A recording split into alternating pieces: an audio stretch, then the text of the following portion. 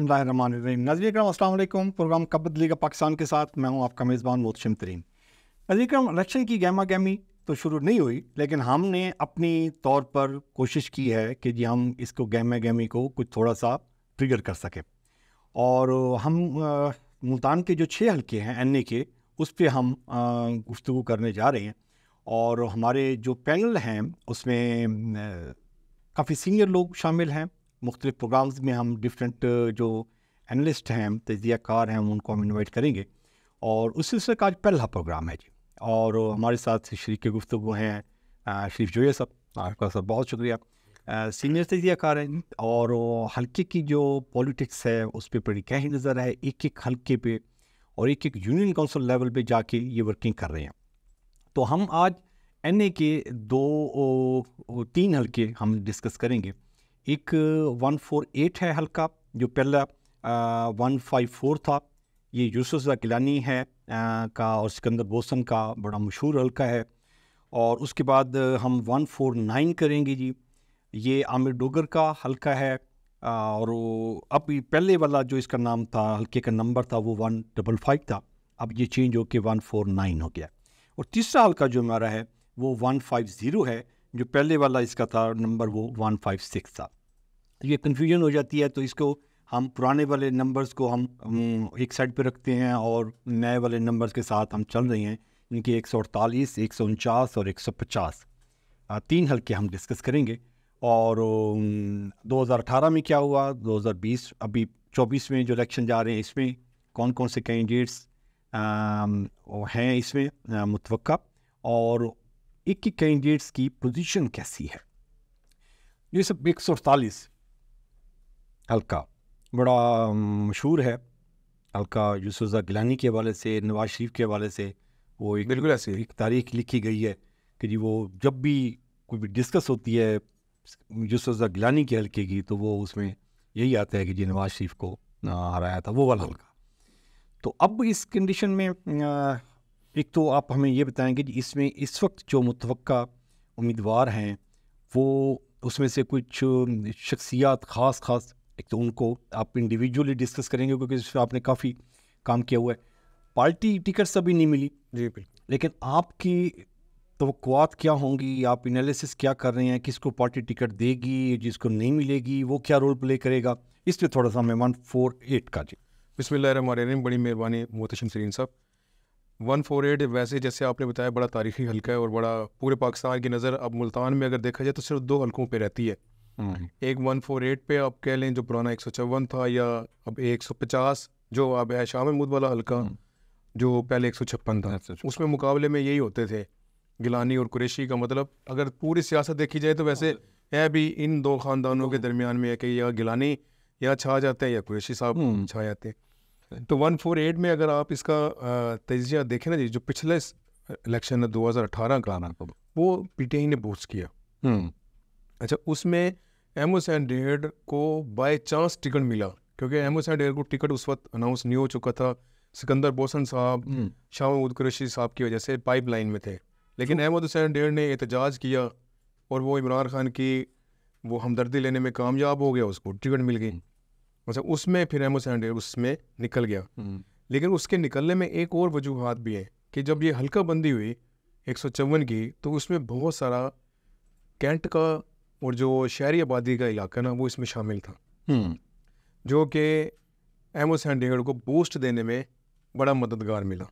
Okay, क्योंकि अगर आप देखें उस वक्त 2018 में भी सिकंदर बोसन मैदान में थे, यूसुफ गिलानी की जगह पे अब्दुल कादिर गिलानी जो है वो मैदान में थे। मतलब चारों लोग ये अपनी अपनी जगह पे खड़े थे। अच्छा, नून लीग का उस वक्त अगर टन्योर देखें तो मियां सलमान कुरैशी न्यू कमर थे उस वक्त। यूँ समझिए कि नून लीग के पास कैंडिडेट भी नहीं था, ठीक है। और सलमान कुरैशी को उन्होंने टिकट दी, और सलमान कुरैशी ने कंपेन ना करते हुए या उसका तजर्बा ना होने के बावजूद भी वो 20-21 हज़ार वोट ले गया, ठीक है।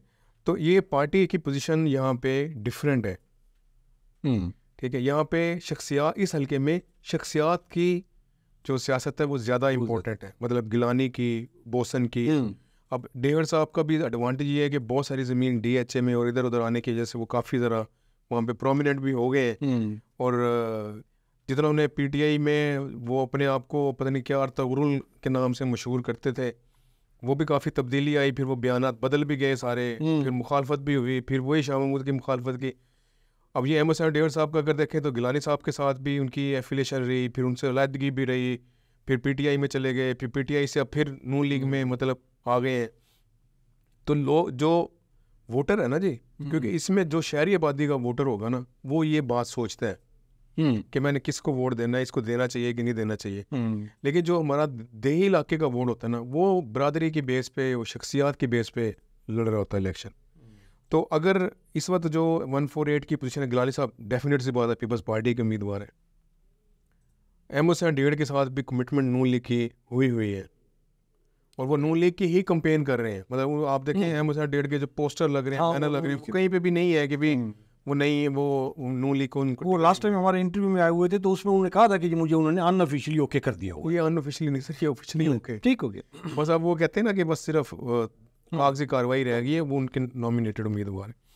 अच्छा, उम्मीद ये की जा रही थी कि सिकंदर बोसन साहब शायद इलेक्शन में नहीं होंगे, क्योंकि वो बीमार भी हैं और ज़्यादा एक्टिव भी नहीं, उन्होंने पिछले 5 सालों में नहीं देखा गया उनको, लेकिन उनके पेपर्स जमे हैं। अब सिकंदर बोसन साहब के हल्के में आने के बाद अगर वो आज़ाद में 37,000 वोट ले सकते हैं 18 में, तो अभी की पोजीशन में वो मेरे ख्याल में उससे ज़्यादा वोट ले सकते हैं आज़ाद रह के भी, क्योंकि जो नून लीग का नाराज़ वोटर होगा वो अहमद डेविड को 70 वोट ना दे और वो इनको वोट दे दे। पीटीआई का वोटर भी नहीं देगा।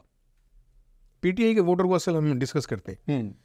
पीटीआई का यहाँ पे जो कैंडिडेट है वो बैरिस्टर तैमूर मेहे है, जो इस वक्त कृषि ख़ानदान के भी कौंसल है, और वो सारे केसेस में वही पेश हो रहे हैं।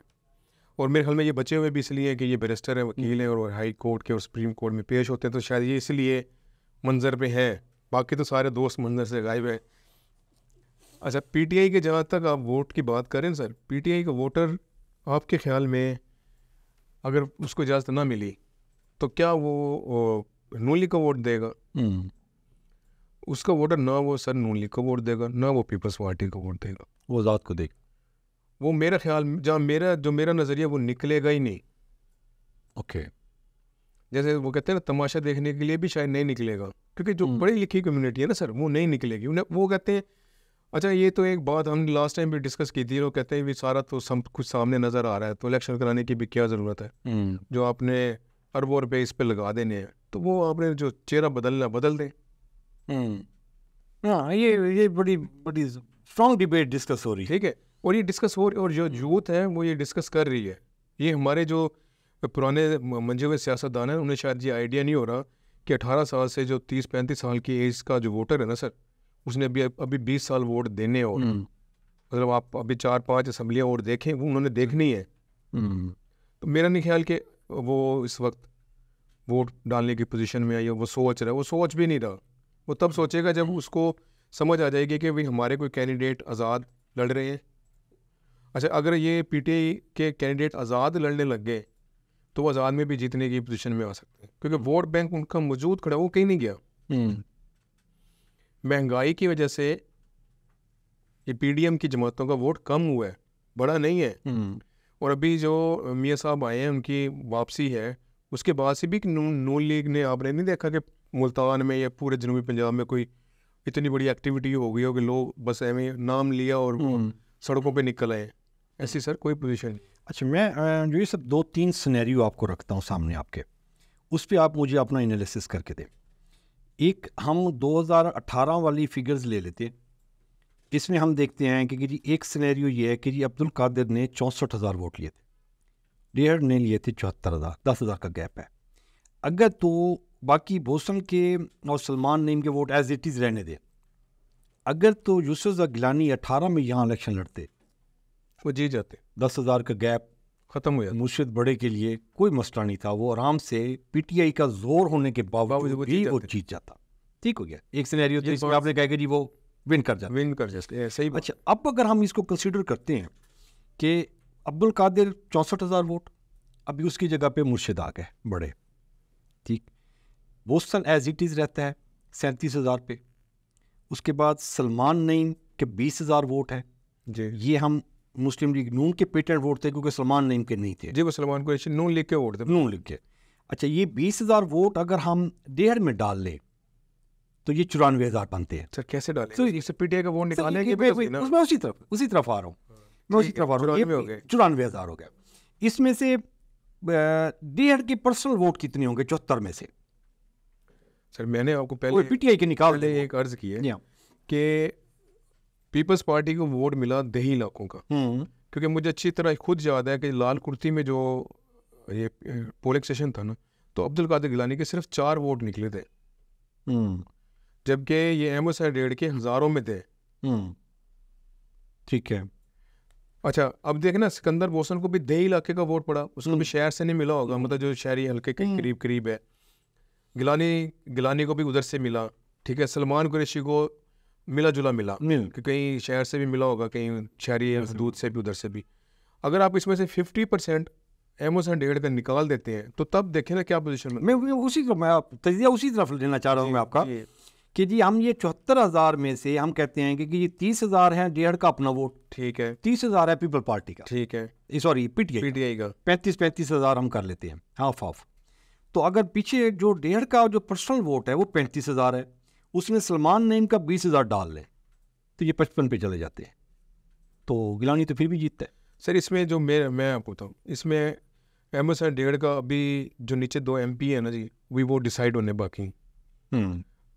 एमओ-रेड के नीचे जो अरशद राव उन्होंने नॉमिनेट किया ना जी, वो मेरे ख्याल में एमओ-रेड को नुकसान देंगे, वो उस तरह से वोट नहीं लेके पाएंगे, क्योंकि अरशद राव पहले पीपल्स पार्टी में रहे, 2-3 इलेक्शन लड़े, तीनों दफ़ा हार गए वो, ठीक है।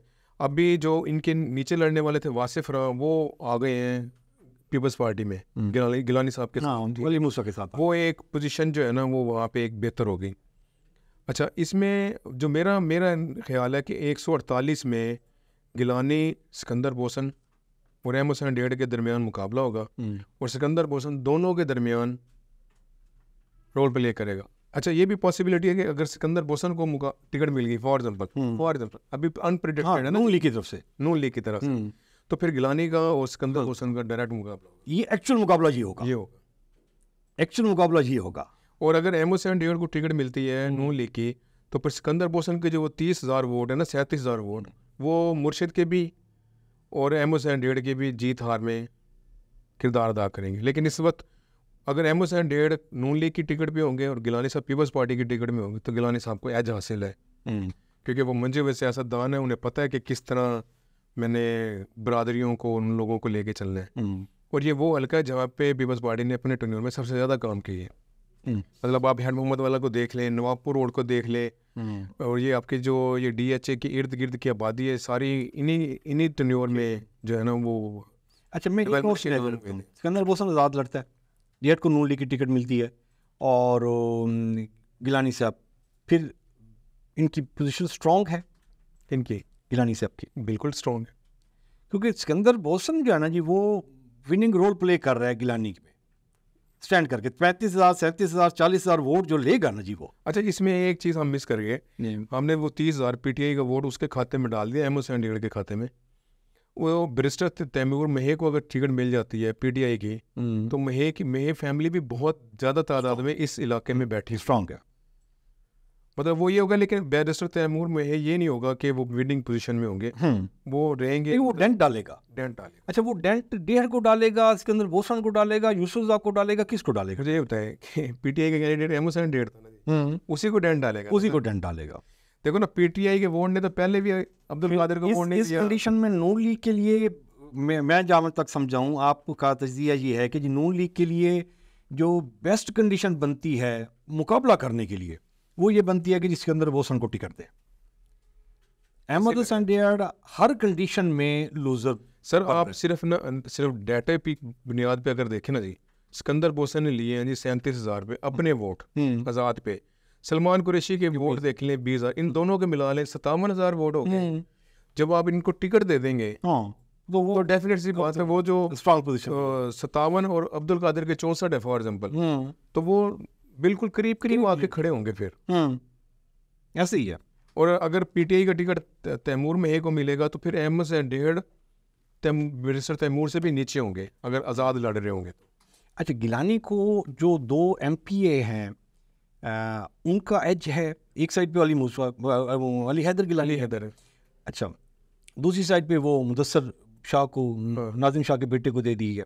तो ये स्ट्रॉन्ग कैंडिडेट है, ये सिकंदर यूसुफ को सपोर्ट कर सकेंगे? सर अली हैदर गिलानी तो एक बेहतर कैंडिडेट है, क्योंकि वो अपने इलाके में काफ़ी मतलब एम भी है, इन भी रहा है, और जब से वो किडनैप हुए थे, फिर किडनैपिंग के बाद भी वो अपने इलाके में लोगों के साथ वो सोशल है, उनका कादर की निस्बत बहुत बेहतर है। अच्छा, इसी तरह आपने बात की ना जी नाज़िम शाह साहब के बेटे के, तो नाज़िम शाह साहब का भी अपना एक वोट बैंक तो है ना जी। हम वो नहीं कहते कोई 50-50 60 वो अपनी सीट ना निकालेगा, यूसुफ को सीट को दे जाए, इनको दे देगा। अच्छा, इसी तरीके से अहमद गेट का जो विंग है, एक साइड पे आपने वो राह की डिस्कस किया, दूसरी साइड पे वो अपने प्रोग्राम में यहाँ पे अहमद हसन डेढ़ कह रहे थे कि जी मेरी कोशिश ये है कि जी वसीम बादोज़ई को पैनल में लेके आऊँ मैं। वो शहजाद मकबूल भुट्टे से बड़ा वो था कि जी ये ठीक नहीं है, और मैंने पार्टी को भी बताया है कि ये इसके जो काम हैं, जो बाकी चीज़ें लाइक कब्ज़ा माफिया और बाकी जितने भी केसेस इस पे चले हुए हैं, तो ये ना हो कैंडिडेट मेरे साथ। तो अगर वो पार्टी, वो कहते हैं अभी तक पार्टी ने कहा कि हम उसी को टिकट देंगे, अगर वो शहजाद मकबूल भुट्टा आ जाता है, उधर से वो राह को ले लेता है, तो ये दोनों, राह को तो आपने कह दिया कि जी वो उसको सपोर्ट नहीं कर रहा डेहर को, इधर से ये भी सपोर्ट नहीं कर रहा। सर देखिए, अगर शहजाद मकबूल भुट्टा को नून लीग टिकट नहीं देती और वसीम बादोज़ई को अगर टिकट देती है, वसीम बादोज़ई ने तो अभी तक प्रेस कॉन्फ्रेंस नहीं की। ठीक है, वसीम बादोज़ई भी अभी आज़ाद उसी तरह ही कंपेन कर रहे हैं ना, जैसे खामोशी से ये कहें या जो भी कहें, जैसे आमिर डोगर का भाई लोगों को मिल रहा है, ठीक है, छुप छुपा के जो कंपेन चल रही है। मेरे ख्याल में जो शहजाद मकबूल भुट्टा है वो अपने हल्के में वो मजबूत कैंडिडेट है, मतलब वहाँ पे वो शहजाद मकबूल भुट्टे का और उसका मुकाबला ज़रूर हो सकता है, क्या नाम है, नाज़िम शाह के बेटे का भी, और अगर वसीम बादोज़ई भी लड़ते हैं तो। अच्छा, लेकिन वसीम बादोज़ई को जो नुकसान होगा, अगर वो उसको अगर पीटीआई वहाँ कोई और कैंडिडेट दे देती है, तो फिर वसीम बादोज़ई चौथे नंबर पे होंगे। ओके, क्योंकि पीटीआई का वोट फिर नहीं पड़ेगा उनको, वोट नहीं पड़ेगा उसको। तो ये विंग्स वाइज भी अहमद हसन डेढ़ वीक हो रहा है, सिकंदर बोसन विंग्स वाइज अगर ये है कि जैसे अहमद हसन डेढ़ की अपनी ख्वाहिश है, अगर वो कैंडिडेट अगर आ जाते हैं तो फिर वो वीक होंगे। ठीक हो गया। अगर सिकंदर बोसन भी आता है तब भी वो वीक है, सिकंदर बोसन अगर नून लीग की टिकट पे आता है तब भी वो वीक है। मतलब उसमें अगर हम देखेंगे तो इस वक्त अगर हम ओवरऑल इसको समराइज करें तो यूसुफ गिलानी की पोजीशन उस हल्के में बहुत स्ट्रांग है। जिस भी सिनेरियो में पार्टियां टिकट्स अपनी अपनी दे दें, उसको दे दें, उसको दे दें, एक कैंडिडेट को दे दें, दूसरे को, तीसरे को, चौथे को, विंग्स वाइज भी वो स्ट्रांग है और पार्टी टिकट्स वाइज भी जो अपोनेंट कैंडिडेट्स हैं उसमें भी वो स्ट्रांग है। सिर्फ एक कंडीशन में आपके तजिए के मुताबिक टफ होगा, अगर मुस्लिम लीग को टिकट दे देती है सिकंदर बोसन को, फिर थोड़ा सा टफ हो जाएगा यूसुफ गिलानी के लिए फाइट करने के लिए। तो अभी तक जो इसमें सिनेरियो हम देख रहे हैं, आगे फिर नेक्स्ट वीक में इंशाल्लाह ताला बहुत सारी चीज़ें अपडेट हो जाएंगी, तो फिर अब टिकट्स वगैरह का फाइनल हो जाएंगे तो ज़्यादा आसान हो जाएगा। हाँ, एमपीए भी फाइनल हो जाएंगे तो फिर हम टिकट। अच्छा, 149 आमिर डोगर जी सर, ये तो बिल्कुल वो कहते हैं ना ओपन नट शट केस है कि अगर आमिर डोगर आज़ाद है और उसको अगर पीटीआई का कैंडिडेट और कोई नहीं है तो आमिर डोगर बेस्ट पोजीशन में है। ओके, क्योंकि अब उनके वोट के अगर अंदाज़ा लगाया ना जी, उसने मुल्तान की हिस्ट्री में सबसे ज़्यादा वोट आमिर डोगर ने हासिल किए, 135 और गैप इवन सारे उतने भी नहीं, ये 55,000 का गैप है। अच्छा, ये 55,000 का गैप क्यों है? क्योंकि सारा सिटी है, सिटी पीटीआई नौजवान, और उसके मुकाबले में जो अपोनेंट कैंडिडेट है वो भी नया नहीं था, नया नहीं पुराना है, वो पूरी फैमिली आ रही है, पूरी फैमिली, वो आप वाले साहब भी थे, हाँ, वो भी कैंडिडेट रहे हैं सारा। अच्छा, फिर उसमें ये था कि चूंकि ये बरादरी भी है, फिर इनको अंदरून शहर से भी बड़ी सपोर्ट मिली, क्योंकि वो जो नून लीग के कैंडिडेट है अंदरून शहर से, वो इनके साथ फिर पैनल के साथ खड़े होते हैं ना जी, उनका बड़ा सपोर्ट है। फिर ये तारिक शीज़ का अपना बड़ा कारोबार फिर उस एरिया में ही है, तो वो भी उसको बड़ा एज हासिल, स्ट्रॉन्ग कैंडिडेट था, लेकिन इतनी मार्जिन से सीट लूज करना, 55,000 की मार्जिन से सीट लूज करना, एक ये तारिक रशीद के लिए भी जरा वो कहते हैं ना टंटना बजने वाली बात है कि भाई मैं अगर लड़ूंगा तो कैसे लड़ूंगा, क्योंकि पीपल्स पार्टी के पास कोई कैंडिडेट नहीं है इस हल्के में। अच्छा, क्योंकि पिछली दफ़ा खालिद खाकवानी को एज ए पीपल्स पार्टी ने कहा कि भी आप पीपल्स पार्टी के पैनल पे लड़े, लेकिन वो नहीं लड़े, आज़ाद पे लड़े। इंतखाबी निशान मेरे ख्याल में खड़ा था, ये पता नहीं क्या था, तो वो उस पे लड़े और 5,000 उन्होंने वोट लिए। तो वो पीपल्स पार्टी का इसमें कोई कहीं ये पूरा था ही नहीं, अभी भी नहीं है मेरे ख्याल में। अभी भी कोई जमात तफरीक में कोई बंदा आ जाता है नया, लेकिन कोई फेम नाम अभी भी नहीं है। इस हल्के में जो सबसे ज़्यादा नई एंट्री है वो है जहांगीर तरीन की। अभी जो हल्के डिस्कस कर रहे हैं वो जहांगीर तरीन को दोनों तरह से डिस्कस कर रहे हैं कि भी जहांगीर तरीन का अगर नून लीग के साथ एडजस्टमेंट हो गई तो तारिक रशीद उनकी कंपेन करेंगे जहांगीर तरीन की। अगर आमिर डोगर कंपेन करते हैं जहांगीर तरीन की, उनका कोई मुआहदा हो जाता है या इस तरह के हमें पाकिस्तान की स्पोर्ट में आमिर डोगर साहब विड्रॉ कर देते हैं, तो फिर जहांगीर तरीन का मुकाबला होगा। तो ये अब रोल प्ले कर रहा है कि इस हल्के में सीट एडजस्टमेंट या जो आमिर डोगर का रोल है वो क्या होगा। आपका तजिया क्या है? पहले तो सीट पे आ जाए सर। ये सीट नून लीग के साथ सीट एडजस्टमेंट के चांसेस कितने हैं सही, और ये नून लीग का सही फैसला होगा दोनों पे?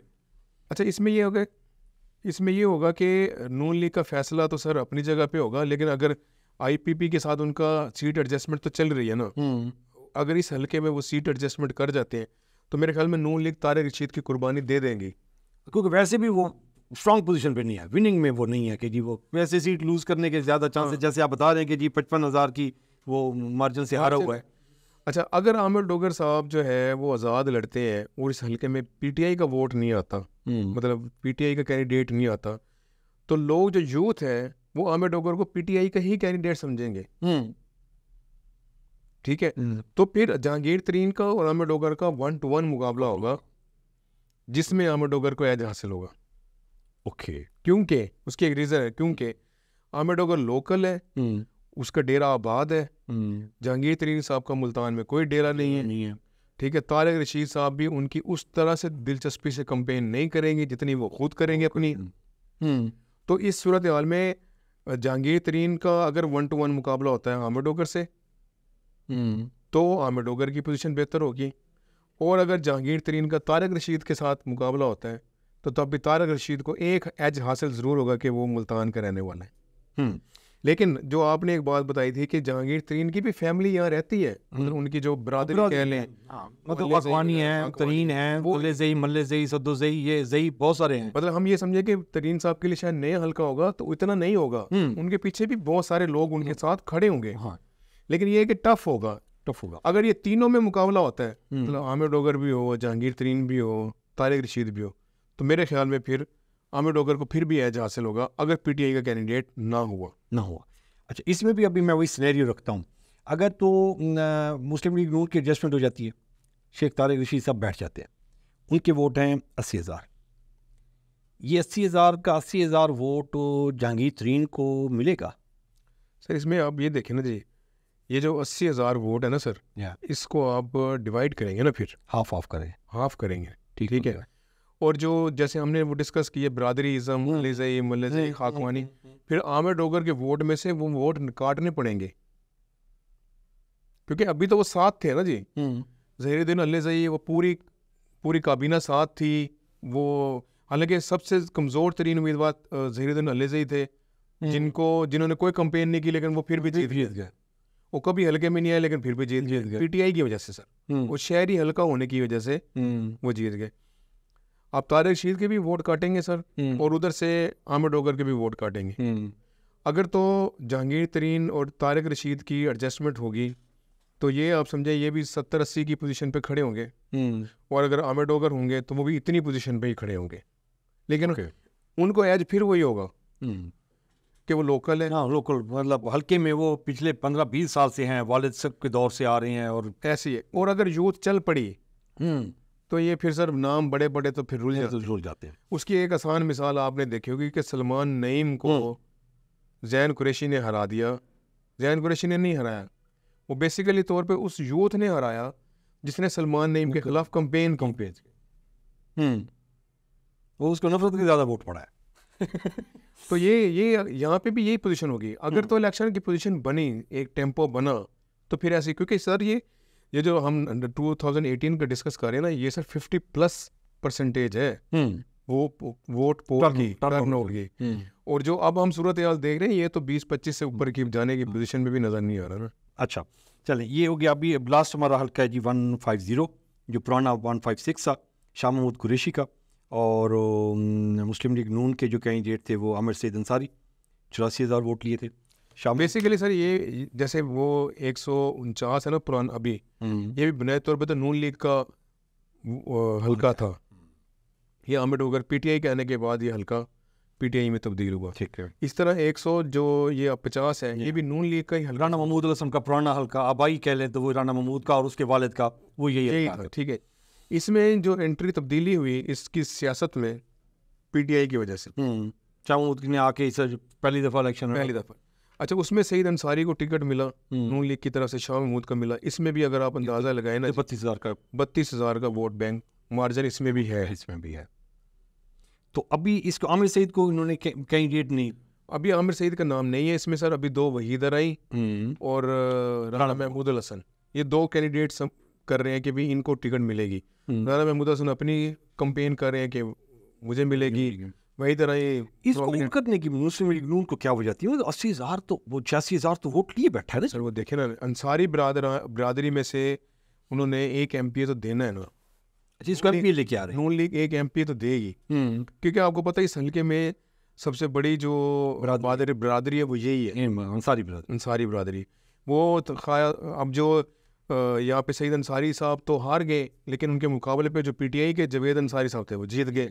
वो भी पीटीआई के कैंडिडेट थे। अब वो पीटीआई के कैंडिडेट भी नून लीग में चले गए। जी हाँ। तो अब ये समझे ना कि अगर नून लीग, अच्छा हाँ ये भी है कि जवेद अंसारी साहब भी एमएनए के उम्मीदवार है। अच्छा, उन्होंने भी कागज जमा करवाए हुए हैं? हाँ जी। अच्छा, वो चांसेस हैं कि वो नून लीग उनको टिकट दे दे? सर उन्होंने नून लीग में शमूलियत भी इख्तियार की हुई है।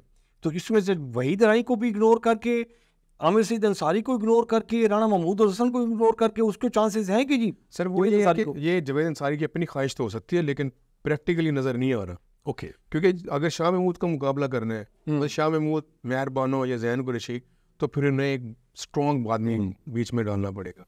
और वो राना महमूद हसन हो सकता है, राना महमूद भी हो सकता है, दोनों हो सकते हैं। लेकिन वो वहीद राई ने एनए का इलेक्शन तो कभी नहीं लड़ा।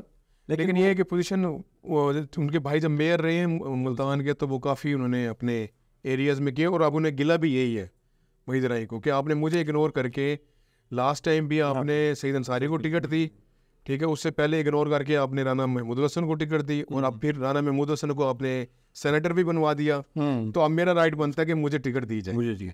अच्छा, आपके तज़िये में बेटर कैंडिडेट कौन सा होगा?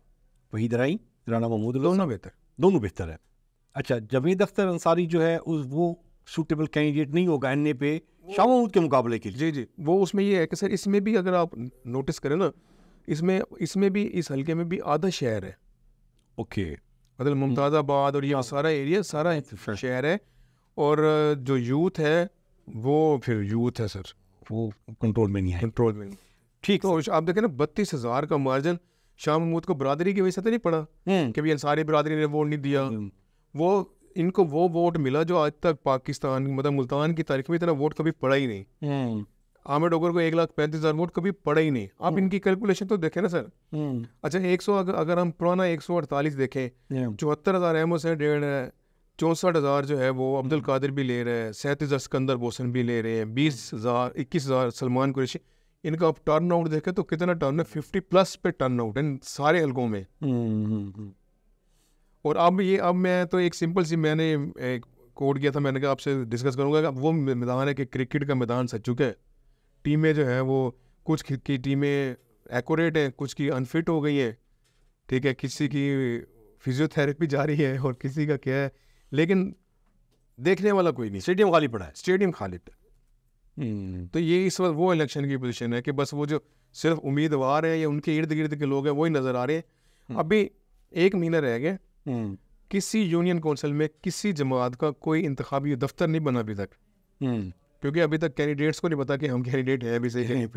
अच्छा, मैं लास्ट अभी कमेंट चाहूँगा, ये जो आमिर डोगर वाला हल्का है 149 और शाह महमूद वाला है 150, इसमें 18 में पीपल्स पार्टी का कोई कैंडिडेट नहीं था। जी नहीं। इस दफ़ा है? नहीं, इस दफ़ा भी कोई नाम, कोई कदा व शख्सियत नहीं है। इसमें सिर्फ ये है कि मजहबी जमातों की जानब से जो है वो उनका थोड़ा बहुत वोट बैंक है।